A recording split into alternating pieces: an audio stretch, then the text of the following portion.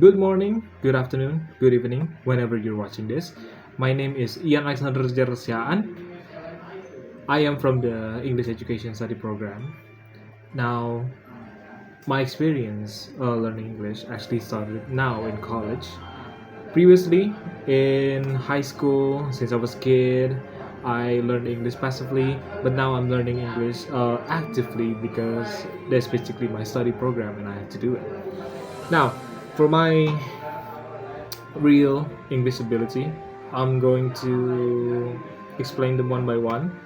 I Before this video, I took an EF set English test that is based on the CAFR grading system, and I'm going to say what grade I got in each English skill. The first one is going to be speaking, which I got a B2. I expected that, sort of expected that, because when I'm speaking, I can fluently express my ideas, but just with simple words, not complicated words. Now, for the real examples of me using my English speaking skills is when I do some conversation with my friend, in which they also use English when they're speaking. I have conversations for hours on end. For those hours, I mostly use English, and when I use the Indonesian language is only when I actually need to express my ideas, but I don't have the English words for it. And my friends told me that I sound weird when I use Indonesian sometimes. Also, when in presentations, I can fluently use English, but maybe I have a bit of stutter when I'm presenting. But that's the usual way when I'm presenting something.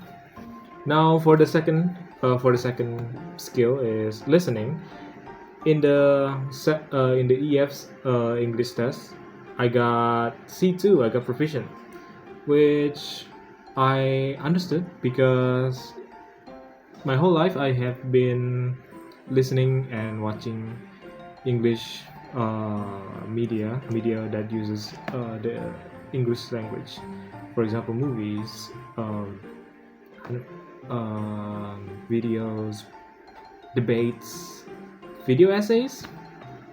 I usually have background noises from YouTube videos that is using the English language, not because I want to learn from it, but just because I understand what they are saying, even if I'm not paying attention about to them, and even if it's complicated, I still understand what they're saying and I can react to what they're saying in debates, in podcasts, in video essays. Now, for the third one is reading. I also got C2 level. I'm proficient at reading.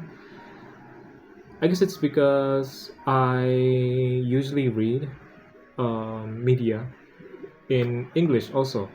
I read the only book that I've read and finished is written entirely in English, and I can understand what it's about. I also read mangas, comics, all in English translation. I it's weird to it's weird for me to read them in Indonesian translation because I'm really used to the English translation. I can understand complicated words. I can understand what it means, but just like how I'm expressing myself in simple words, I cannot memorize those words. I can understand them, but I don't use them. I also read some academic articles in English. Also, I prefer them because I understand English writing more, in my opinion, than Indonesian articles.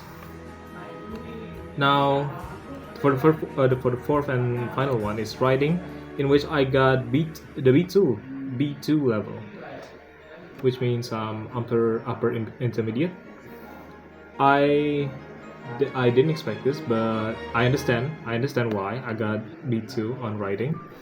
It's because I cannot, like speaking, I cannot express my ideas with complicated words. I only use simple words, and I guess that's to be expected. When I write essays, I usually have to use Google Translate um, to express my ideas in more complicated words that I know, the words I know in Indonesian, but I don't know what it means in English.